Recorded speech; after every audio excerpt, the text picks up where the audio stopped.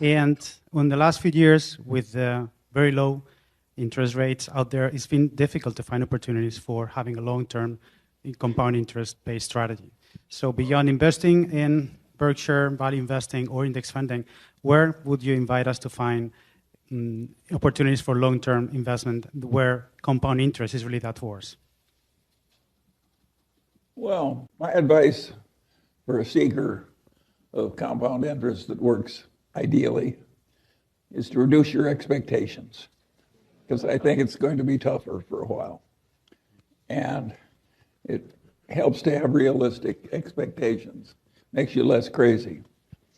And, you know, they say that common stocks from the aftermath of the Great Depression, which was the worst in the English-speaking world in hundreds of years, to the present time, maybe an index has produced 10%, but that's pre-inflation. After inflation, maybe 7% or something. And the difference between 7 and 10 in terms of its consequences are just hugely dramatic over that long period of time.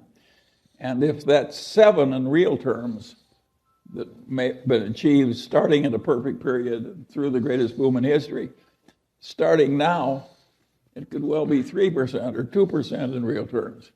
And it's not unthinkable you'd have 5% returns and 3% inflation or some ghastly consequences like that.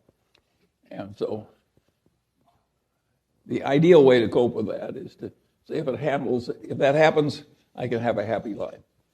Because why shouldn't you be happy in spite of the fact that the civilization wasn't quite as easy as it was for my generation? And now beyond that, when it gets more difficult, how should you do it?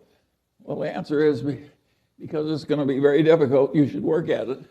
And if all that gets you is 6% for a lifetime of work instead of 5%, you should be cheerful about it. If you want to hit it out of the park easily, you should talk to Jim Cramer. Investing used to be like rolling a snowball downhill, fast and easy. But now, it's more like pushing a rock uphill. Charlie Munger says we gotta ditch the dream of huge growth and maybe expect smaller gains, like 2% instead of 10%. Don't panic. Adjust your expectations and find happiness outside of money. Work hard, celebrate those tiny wins, and remember, slow and steady still wins the race. If you're looking for quick riches, call someone else, Munger suggests Jim Cramer. The bottom line? Be real, be happy, and enjoy the journey, even if it's not as fast as it used to be.